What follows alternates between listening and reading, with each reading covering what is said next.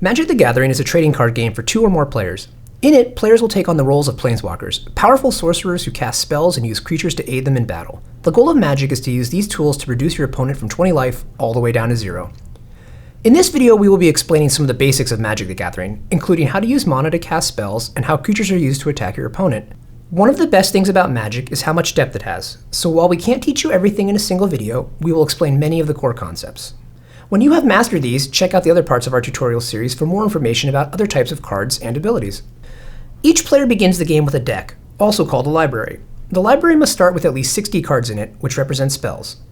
Spells come in a few types. The 3 we will focus on today are creature spells, sorceries, and instants. In order to cast spells, the players must tap into the energy, also known as the mana, of the world around them. This is represented in the game by the use of land cards, which look like this. As you can see, this Plains is a basic land, and it produces white mana. The other basic lands provide green, black, red, and blue mana. Cards will typically reflect the strengths of their color. Green is the color of nature and growth. White is the color of justice and order. Black is the color of death and greed. Red is the color of fire and destruction. And blue is the color of logic and illusion.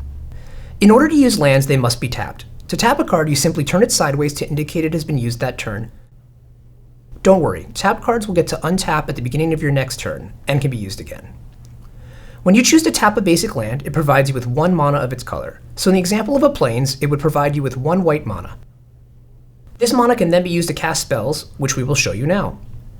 Here is an example of one type of spell, a creature called Glory Seeker.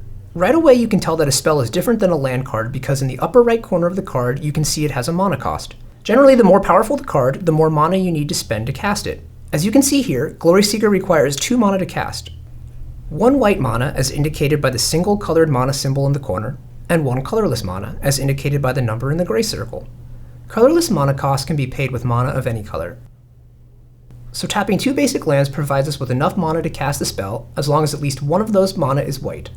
We would then place it on the battlefield, which is what the play area on the table is called. If we look at the casting cost of a different card, such as Baneslayer Angel, we can see that it requires 5 mana, 2 of which must be white, as noted by its colored mana symbols, and 3 of which can be any color, as indicated by the number in the gray circle. Spells are also identified by the card type, as you can see here. Glory Seeker is a creature, Soldier. For the purposes of this video, we won't worry too much about the Soldier part, but note that some cards give special bonuses to certain types of creatures. Creatures, like lands, are examples of permanents. Permanents stay on the battlefield until the end of the game unless they are destroyed. Creature cards are important because they give you your main path to victory. They are what you most commonly use to attack players and reduce their life totals, and they are also used to protect yourself from the creatures on your opponent's side of the battlefield. On the right side, we see Glory Seeker's expansion symbol. While this doesn't have an effect during gameplay, it tells us what set the card is from and how rare it is. Below all of that, we have the area where card abilities would go. Glory Seeker doesn't have any special abilities, but the portion in italics is called flavor text. It doesn't impact the game, but tells us a little bit about Glory Seeker's backstory. In the bottom right of creature spells, we see 2 numbers separated by a slash. The number on the left is the creature's power, the number on the right is the creature's toughness. These will affect how well the creature performs in combat, but we'll get into more detail about that later. In addition to creature spells, let's talk about 2 other types of spells, sorceries and instants. When an instant or sorcery is cast, you follow the instructions on the card, and then it is placed in the graveyard, which is another name for the area next to your library where discarded or destroyed cards are placed. The difference between instants and sorceries is that while sorceries represent slow-to-cast spells that can only be played during the main phases of your own turn, instants can be played at any time, even on your opponent's turn. So we learned about lands. We learned that tapping lands produces mana, and that mana is used to cast spells like creatures, sorceries, and instants. Now let's see how a game unfolds. At the beginning of the game, both players will shuffle their decks. After your deck is shuffled, you generally will allow your opponent the chance to cut the deck. After that, both players will randomly determine who gets the choice of going first, and then draw their opening hand of 7 cards. If for some reason you do not like your opening hand, you may shuffle it back into your library and draw a new hand with 1 less card. This is called a mulligan. Typically you want to mulligan if your hand doesn't have a good mix of lands and other spells. Let's go over the phases of a turn. Each turn is broken up into phases, which happen in a specific order. The first phase is the untap phase. This is when everything gets to reset and you get to start with a fresh turn. All of the cards you tapped previously become untapped and may be used again. After that is the draw phase. During the draw phase, the player whose turn it is will draw 1 card. Note that the player who goes first does not get to draw a card in their first turn, so there are advantages and disadvantages of going first. After the draw phase is the first main phase. Lands, sorceries, and creature spells may only be played during your main phases. While you can play as many spells as you have mana for, you may only play one land per turn. After the first main phase is the combat phase. This is where the active player will choose which of their creatures, if any, will attack in order to try and reduce their opponent's life total. After the combat phase, there is a second main phase, which is identical to the first. After your second main phase is the end of turn phase. In this phase, if for some reason you have more than 7 cards in your hand, you must choose to discard some, as 7 is the maximum hand size. Any effects that last until end of turn will also stop. Let's check out the beginning of a game and see how this all comes together. Alright, I won the die roll. I want to go first. I will keep my opening 7. Yep, me too. I will play my 1 land for the turn. On each turn you may play 1 land and only 1 land. I start the game by playing a Plains. Tap it for white, and I will play this Eager Cadet. I've used my mana to play an Eager Cadet. However eager he may be, a creature cannot attack the same turn it comes into play. This is called Summoning Sickness. Creatures with Summoning Sickness may still block. Go ahead. Sure. I am just going to play a swamp of my own. I got nothing. Go ahead. Untap. Draw. This guy's so eager, he's getting in there. Ouch. I attack Jordan with my Eager Cadet and tap it to show it is being used. Note that whenever you attack, you are always attacking your opponent. Then if they have untapped creatures, they may choose to block. Because Jordan has no creatures in play to block it, he will take damage. When a creature is in combat, it deals damage equal to its power. In this case, the Eager Cadet will hit Jordan for 1, bringing his life total down to 19 and getting me 1 point closer to winning the game. Take 1. Alright, I'm not 19.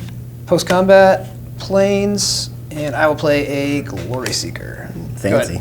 Alright, I'm just going to play another swamp and drop a Walking Corpse. Ugh.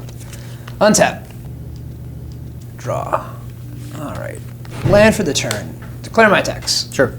Glory Seeker and Eager Cadet coming at you. Got bad news. I don't think your Eager Cadet is going to graduate. Walking Corpse is going to eat him for breakfast. I attack Jordan again, but now that he has a creature in play, he may choose to block one of my attackers and have his Walking Corpse take damage instead.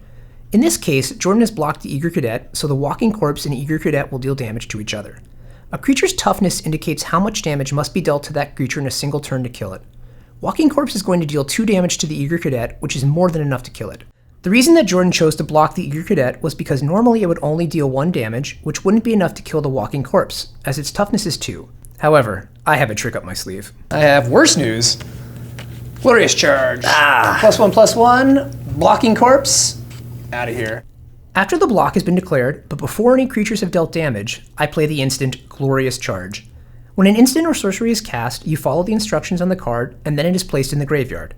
Glorious Charge says, creatures you control get +1/+1 until end of turn.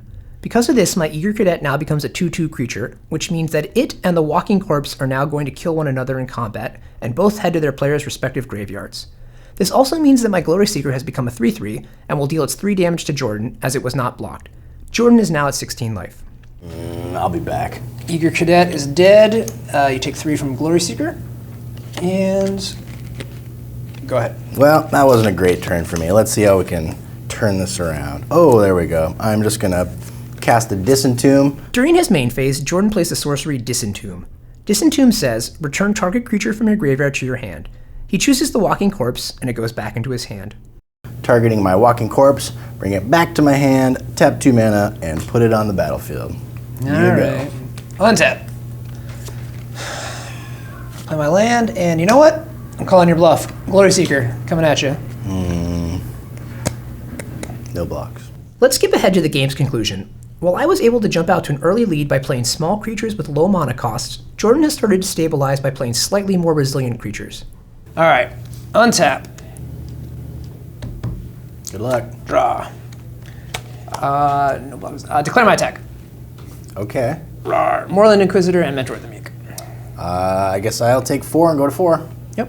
Post combat, tap 5, play a Baneslayer Angel. Ooh, well, that would be a problem if I did not have a Doomblade in my hand. So for 2, I'm going to Doomblade your Angel. At the end of my turn, Jordan plays the instant Doomblade, targeting my new Baneslayer Angel.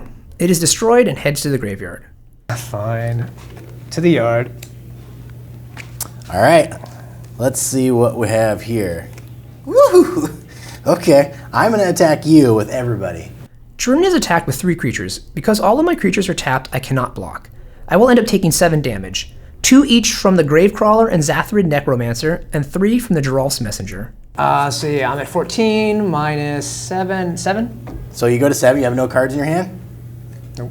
Okay, after combat, for 5, I'm going to play a Rise from the Grave on your Baneslayer Angel. Jordan has added insult to injury by playing the sorcery Rise from the Grave, returning my own Baneslayer to the battlefield under his control. Of course you are. Now he's my zombie. There you go. All right, good luck, man. Untap. Smite the Monstrous. What? Luckily, I have drawn the perfect card, a Smite the Monstrous. I target Jordan's zombie Baneslayer Angel, destroying it and clearing the way for my attack. Oh, Swing for 4. I'm dead. Good game, man. Good game. Okay, so here's what we've covered in this video. The primary goal of the game is to reduce your opponent to 0 life. Basic lands are tapped to gain mana, which is what you use to cast spells. You may play 1 land a turn. Creatures and lands are permanents, which means they stay on the battlefield until they are destroyed, whereas sorceries and instants are spells that do something and are then discarded. Instants can be used at any time. Sorceries can only be used during the main phases of your own turn. Each turn is divided into phases. First is the untap phase. This is when all the cards you tapped previously become untapped. Next is the draw phase. This is when you will draw your 1 card for the turn. After this is the first main phase. This is when you may play a land, sorcery, or creature. Next, during the combat phase, you may choose which creatures, if any, you will attack with. After combat is the second main phase. This is identical to the first main phase. Last is the end of turn phase. This is when you must discard down to 7 cards and when end of turn effects wear off. When a creature is in combat, it deals damage equal to its power. A creature's toughness indicates how much damage must be dealt to that creature in a single turn to kill it. A creature cannot attack the turn it comes into play. This is called summoning sickness.